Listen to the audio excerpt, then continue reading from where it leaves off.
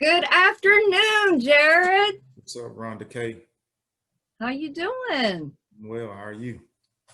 I'm well, thank you. I am, if you can't tell, pretty excited to have you join us for Crucial Conversations. As you know, my partnership, Allies for Justice, I launched the company in July as a nonprofit, nonpartisan, non-political partnership, and we concentrate on four areas: facilitating, advocating, mediating, and educating. And one of our, in the F of fame, we would like to facilitate honest dialogue so that we can progress beyond what is sometimes a tumultuous climate. So without prattling on, you're coming to us from, where are you? I'm in Savannah, Georgia. Savannah, Georgia. I'm in the DC metro, Maryland area. But I have to preface this by saying nothing is rehearsed. I don't know what Jared's about to say. Secondly, the beauty of our relationship is this is not our first hard, crucial conversation. So I don't know where you're going to take me, but I'm ready to go there because we have a good track record of holding steady.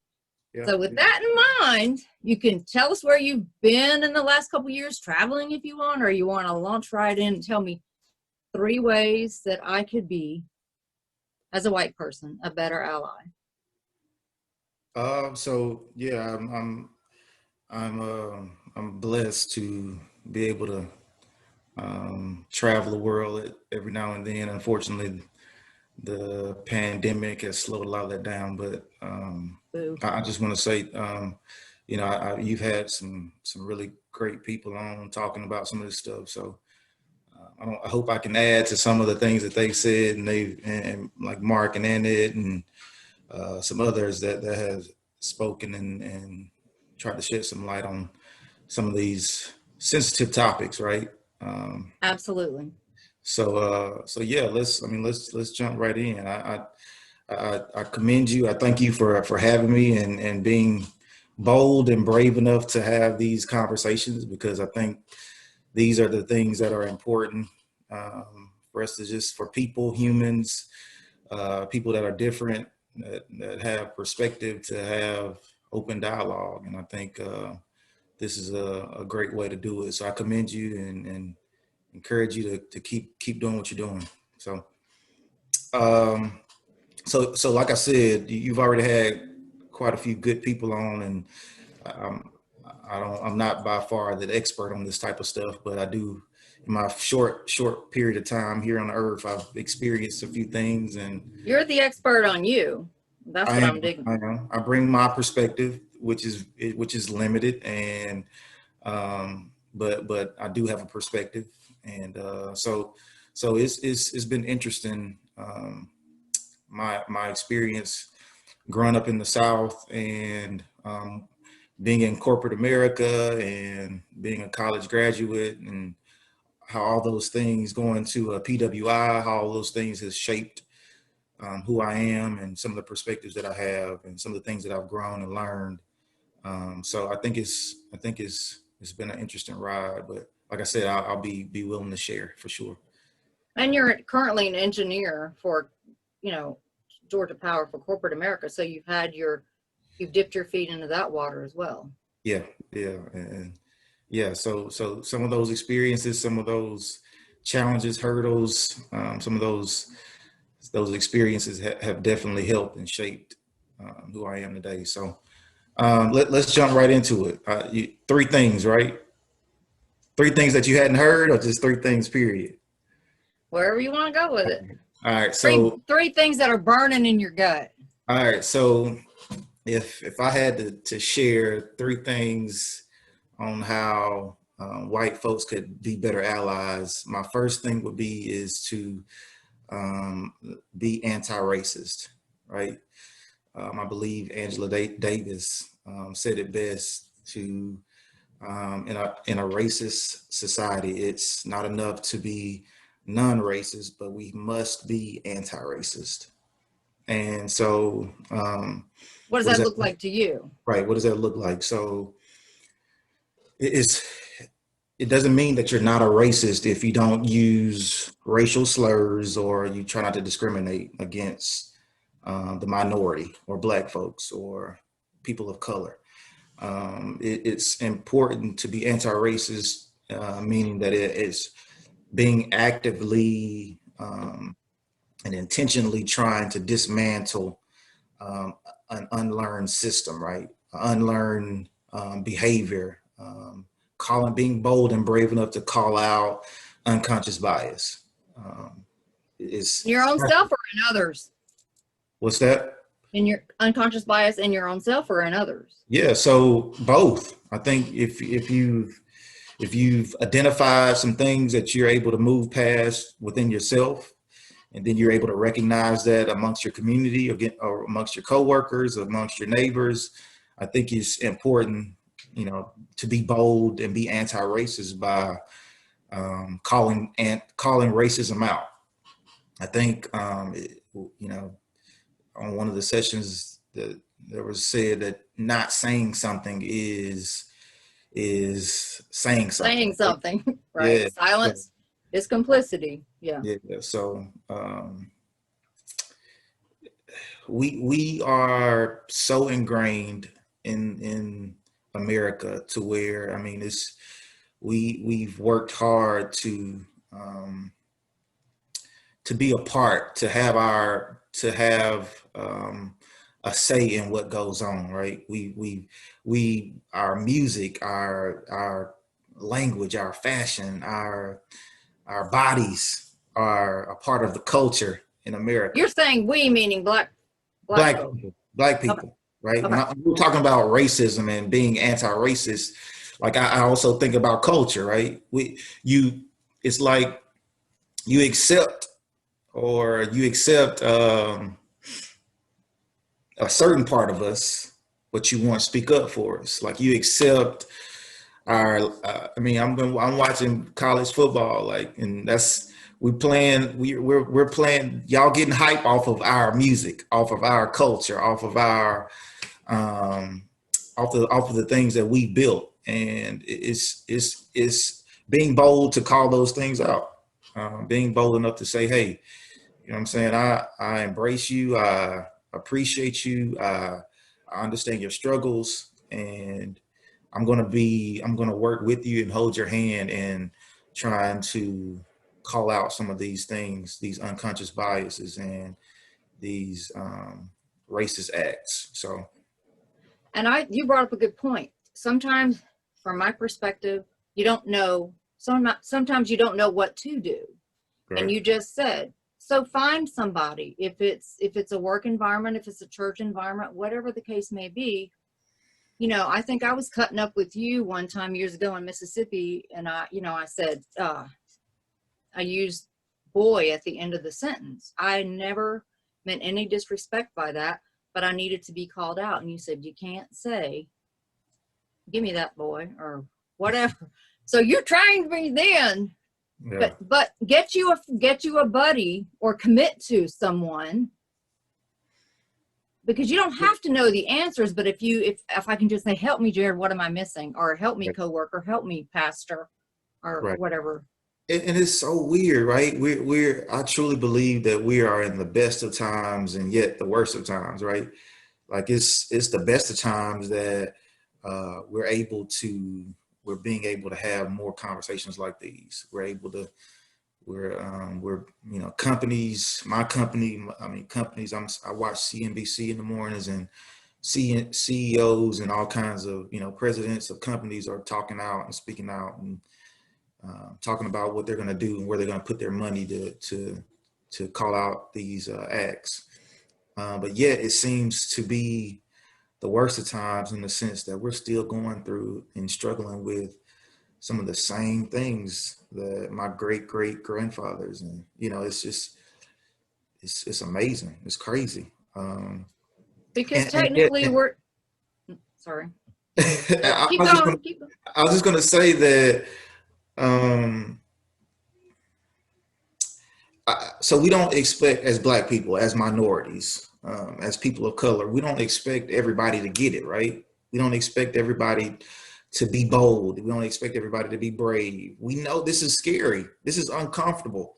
It's Right. scary for Black people, right? We're having to sit down and talk more and educate ourselves and be bold and courageous more than ever, right? So I mean, there is an aspect, there's a fear there that white people tend to identify with. There's also defensiveness that they identify with and hold on to. So I think, there are a lot of things that, as Black people, we understand, hey, it's not an easy conversation to have, but it's so important. It's so important that you stand up, stand with us, and, be anti-racist. So it's important. All right. Be anti-racist. I think I got it, and I think I see what that looks like. Okay. Number two. Number two, simply educate yourself. There's lots of mediums out there for you to look up and look into, and don't expect Black people to be your source of education, right? Okay, I felt that. I mean, hey, we shouldn't have to, because like I said, every Black person is not an expert. Most aren't. So we can't, there are a lot of things that I don't know that I can't speak to, but, and I think that goes both ways. I think Black people, we should, and we are more than ever now, taking the necessary actions and trying to read more and invest time in looking up things that our white peers may have questions about. So there are tons of books out there to read and invest in, and that'll be well worth your time. And to just put a little plug in, if you want to go to my Allies for Justice Facebook page, we do have recommendations that are actually not from me or the 6 white allies that sit on my panel. I get recommendations from Black folks. So there'll be recommendations that you can see. Give me a book. Give me a book. Give me a book to read, or one that I haven't read. You? Yeah. Come on. Heavy man. or light? Huh? Heavy or light? Heavy. Light. Light. Well, this one will blow your mind, but this is on the history of Mississippi and how, have you heard of it? It was a bestseller about 3 years ago. That's a tremendous book. If you have about a 5-year commitment, there is, of course, this is a little old, The New Jim Crow, but it's very enlightening. Yeah. And for you, this is a bestseller, and it's fiction. Can you see it? I can. Well, I'll tell you later. So it's The Underground Railroad by Colson Whitehead, and it's fiction, but he takes you, what's falling apart? He takes you through a historical journey, and of course it's abbreviated, so you get every facet of the collective experience of the Black person of a Black person in America. So it's pretty powerful. You have to put it down a time or two, so all of the historical parts are based on real history, but of course he fictionized it. It's a wonderful read, and I think he just came out with another book, so I highly recommend that. If you want to try to figure out what's going on, that's a great way to start. Yep. I read The New Jim Crow. That's a good book also. But you almost have to be in the right mental space for that, but it's still good to have as a reference. Yep, it's good. Okay. So yeah, educate yourself. Educate yourself. And number 3, I'm writing this down. Number 3. Take some actions. Do something. Put your money where your mouth is. Invest some time, energy, effort, dollars into pushing progress forward.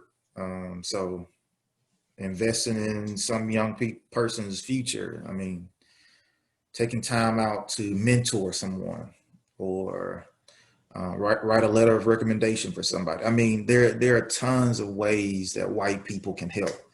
Y'all, oftentimes y'all are in the power of position, positions of power. So, you know, are you, you know, hiring young black, you know, young black kids in the inner cities to be a part and learn and Are you even interviewing them? right. I mean, yeah.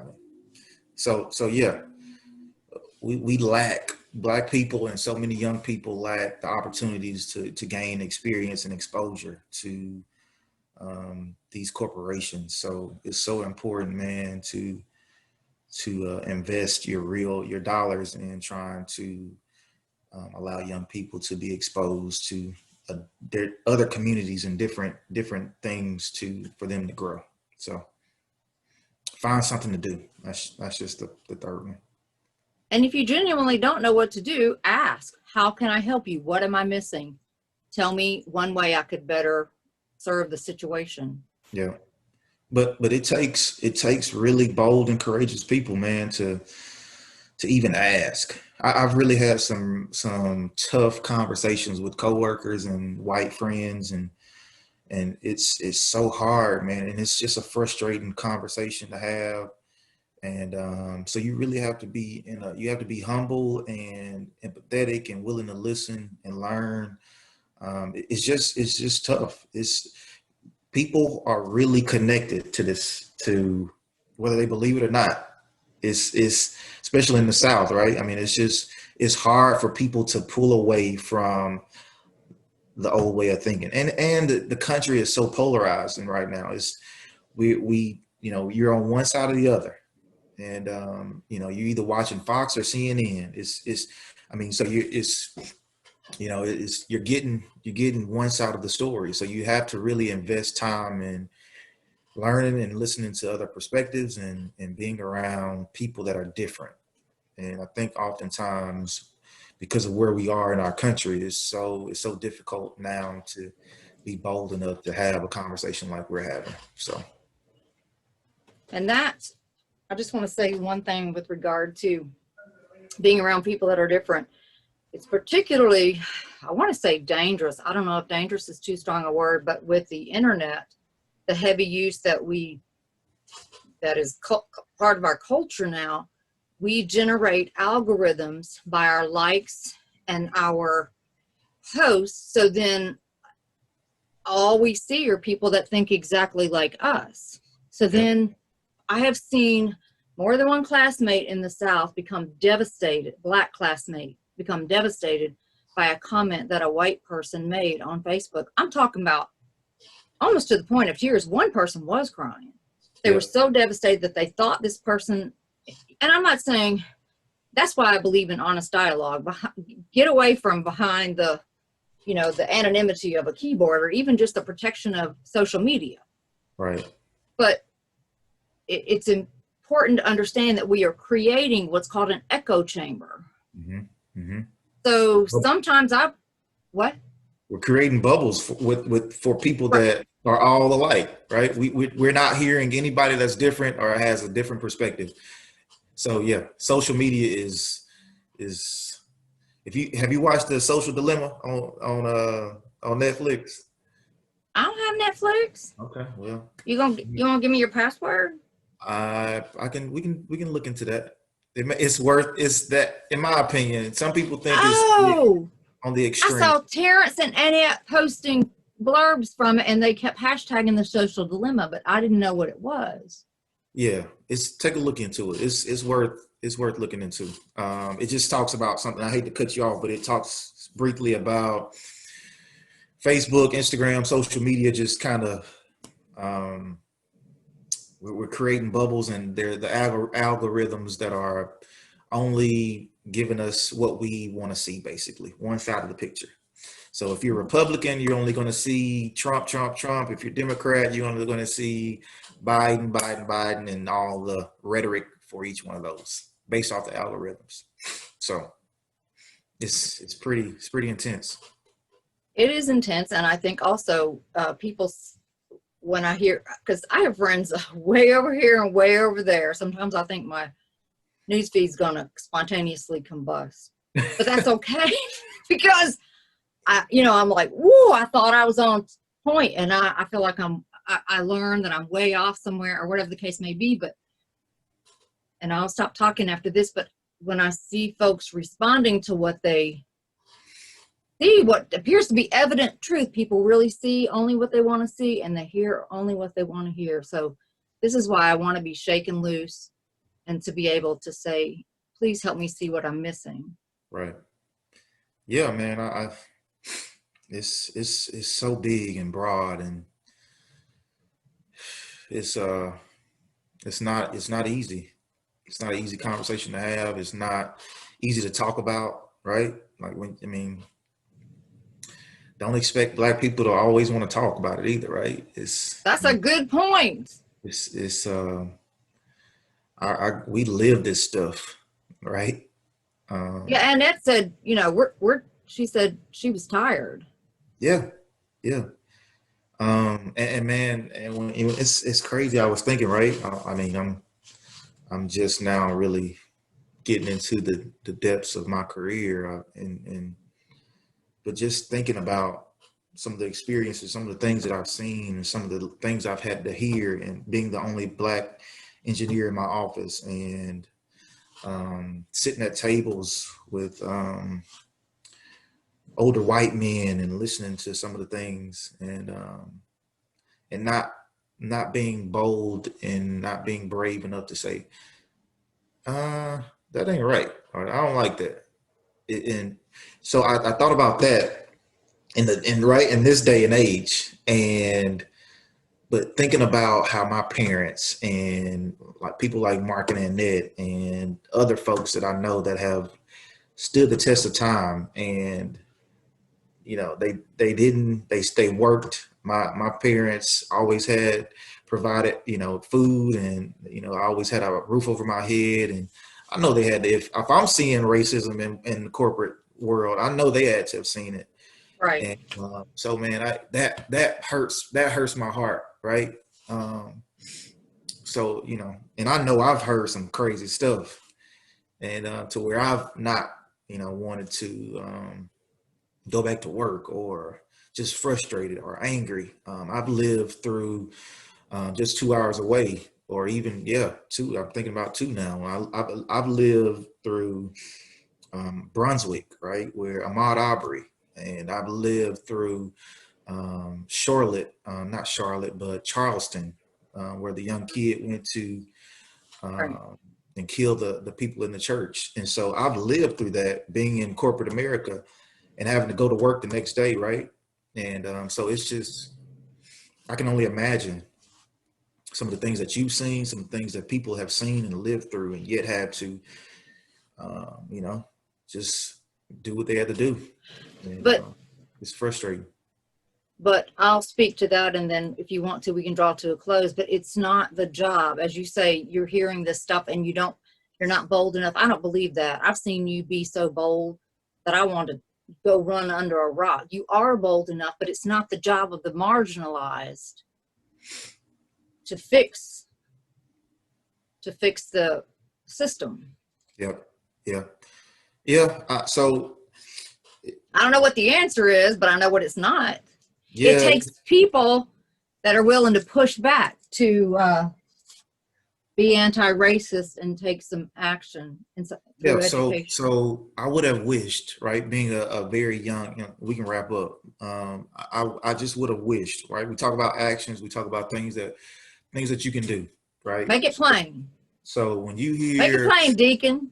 Oh boy, when you're sitting at a lunch table and you hear things like, I think LeBron James and Michelle or Serena Williams look like beast, or if you hear things at a lunch table and when Muhammad Ali died, I heard that a comment was made. I heard he was un-American for not participating in the war. So when you hear those things, and you have a minority, you have a black man sitting at the table, speak up and say, hey man, that's not cool. Like, black people do not look like beasts, and Muhammad Ali is a hero, right? he's a treasure in our community. And so those are the things that you can do to, if you have a minority at the table that is sitting around and looking like, what to do here. So learning and being able to speak up against those unconscious biases, and is so important. We got to take a step. We got to take a stand and figure this out together. And it's beautiful because when you take a stand, then you'll peel away another layer, and it's a great feeling to know I had no idea I was doing that. I am genuinely sorry. I didn't mean any harm. Moving forward, I'm better equipped. Yep. Through education, as you say, which could have been through a conversation, a book, an article, whatever, someone's testimony, whatever the case may be. So we are not aiming to change the entire country. The systematic racism is deep, prevalent, and seemingly intractable and insurmountable. But what we're trying to do is change the world one conversation at a time. And that's why I really appreciate the person that you are, that you'll sit down and you don't let your emotions get involved, but you can have a solid, forward-moving, progressive conversation without wavering. And I'm very grateful for your time. And I hope you'll join us again. Maybe we get some more folks on the panel. Let's do it. Take it up a notch. Let's do it. Thank you. Thank you for doing what you're doing. And we need good people like you and your team. So stay encouraged. Thank you. Thank you. I'll talk to you soon. Have a good night. You too. Bye.